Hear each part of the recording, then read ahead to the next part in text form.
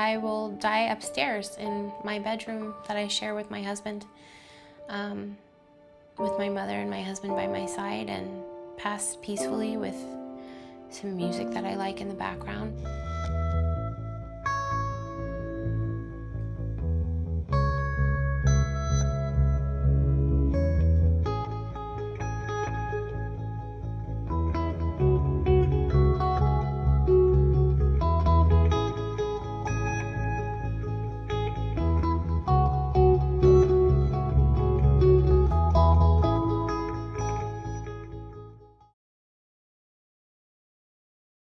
We're debating the most controversial question in medicine, one you may face someday in your own life. If you're living with chronic pain, should you have the right to end your life?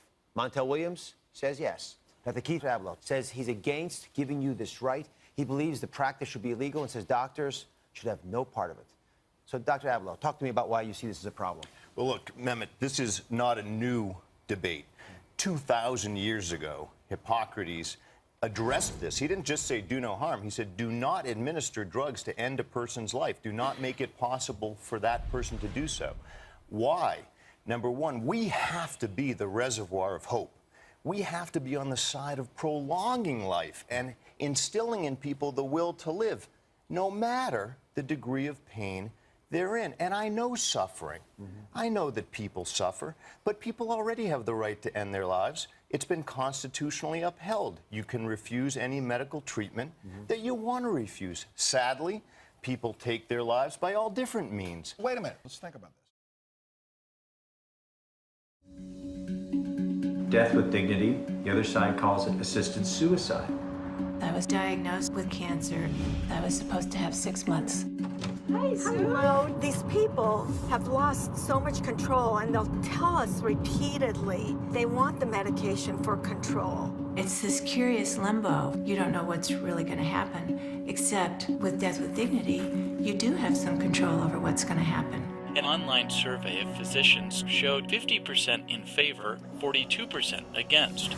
We have a tradition in this country to allow patients to deny care, but we've never allowed physicians to actively take somebody's life. That's not the practice of medicine.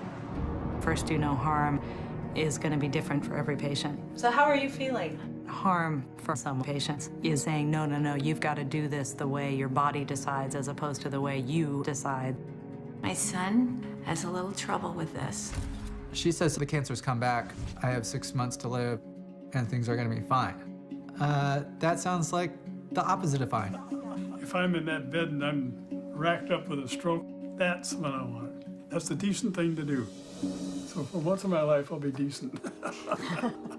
If I had an option, I would prefer not to die. Thank you very much. The Oregon law has been thoroughly tested. Now it's time to get it going in other states. I just think a society has to be asked, is this what we really want?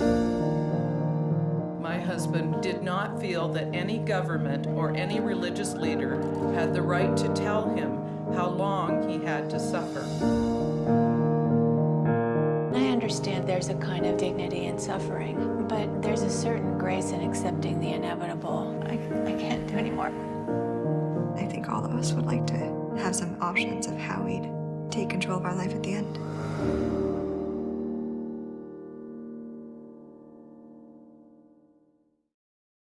A patient's plea for mercy. She wants us to help her die. Brings ghosts of a forgotten past. Let's stabilize until we get into an war. What is going on? Are they okay? You're done for the day. Go home. And the fight for what's ethical. Isn't saving your life worth gambling on a long shot? Why are you so afraid to let me die? Becomes all-out war. By writing that prescription, you are killing that woman. What the hell is your... I can't even tell you the amount of relief that it provides me to know that I don't have to die the way that it's been described to me that my brain tumor would take me on its own.